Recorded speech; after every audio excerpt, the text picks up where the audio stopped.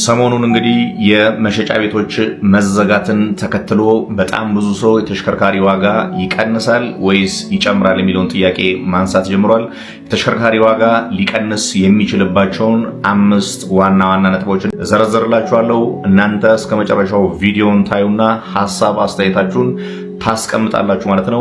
በአንደኛ ደረጃ የምንሄደው መኪናዎች ሊቀንሱ የሚችሉበትን ፕሮባቢሊቲ ወደ መዘርዘር ነው። ይሄም ቁጥር 1 ብለን የምንጠቅሰው አብዛኛዎቹ ሰዎች እንደምታስቡ አሁን የተዘጉ ሾሩሞች የኮሚሽን ሰራተኛ ስለሆኑ ኮሚሽን ብቻ ሳይሆን ከኮሚሽን በተጨማሪ ፈርቅ ይያዛል ተብሎ ይታሰባል። ወይም ተሽከርካሪዎችን አስመጪዎች ሽጡበት ካሉ ዋጋ ጨመር አድርገው እንደሚሸጡ ስለሚገመት ይህ ጭማሪ ቀላል የሚባል አይደለም። የዚህ ዋጋ መቀነስ በትንሹ 300 እና 400 ሺህ በአንድ ተሽከርካሪ ላይ ሊገኝ እንደሚችል የሁሉም ሰው ግምቱ ነው ተቀምጧል ማለት ነው።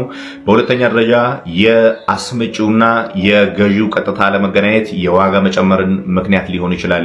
ይህም ምክንያት የሚሆንበት አንድ አስመጪ ገንዘብ ሲፈልግ ለነዚህ ሻጮች ሲሰጣቸው ቀጥታ ገዢውን ስለማያገኝና የሚሰጠውን ኦፈር ማስማት ስለማይችል እነዚህ ሻጮች በፈለጉት ዋጋ የራሳቸውንም ጨምረው ይሸጣሉ ተብሎ ስለሚታሰብ ገዢና ሻጭ ባለመገናኘት ምክንያት የሻጭ ወይም ደግሞ አስመጪ ገንዘብ ቢያስፈልገውም ተሽከርካሪውን በፈለገው ዋጋ ቀንሶ የመሸጥ ፕሮባቢሊቲው መሃል ላይ ጋፕ ስላለ በዚህ ጋፕ ምክንያት የተሽከርካሪዎች ዋጋ ጨምሯል። ለዛ ከዚህ በኋላ አስመጪና ገዢ ቀጥታ የሚገናኝ ከሆነ የመኪና ዋጋ የመቀነሱ ፕሮባቢሊቲ በጣም ሰፊ ነው ተብሎ ይታሰባል ማለት ነው።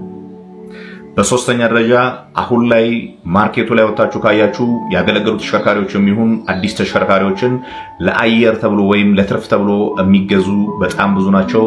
በተለይ አዲስ ተሽከርካሪዎችን ልክ እንደመጡ የጉምሩክ ቀረጥ ከፍለው ለትርፍ የሚይዙ ሰዎች ቁጥራቸው በጣም ብዙ ነውና እነዚህ ሰዎች ተሽከርካሪዎቻቸው እጃቸው ላይ ያሉ ከሆነ አሁን ከሾሩሞች ወጥተው ወደ የቤታቸው ሂደዋል።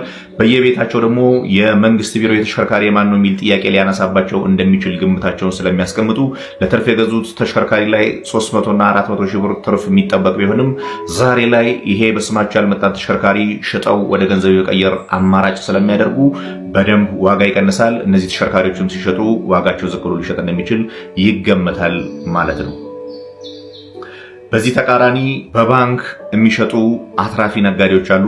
በተለይ ዩዝድ ተሽከርካሪ የሚሸጡባቸው አካባቢዎች ሄዳችሁ የምታዩ ከሆነ በባንክ አያይዞ ግማሽ ባንክ ይወጣልሃል ተብሎ የሚያዙ ተሽከርካሪዎች ከገዢዎች ሲገዙም ከሻጮች ሲገዙም ዩዝዶቹም ቢሆኑ አዲሶቹም ቢሆን ከአስመጪዎች ሲገዙ ዋጋቸው ያለምንም ድርድር ባንክ ሲባል በጣም ብዙ ገንዘብ ተጨምሮበት ስለሚሸጥና ሾሩም አቁሞ ብዙ አማራጮችን ስለሚያዩባቸው በእነዚህ ምክንያቶች የተሽከርካሪዎችን ዋጋ ከፍ ማድረግ ይቀራል ወይም ይቆማል ተብሎ ይታሰባል።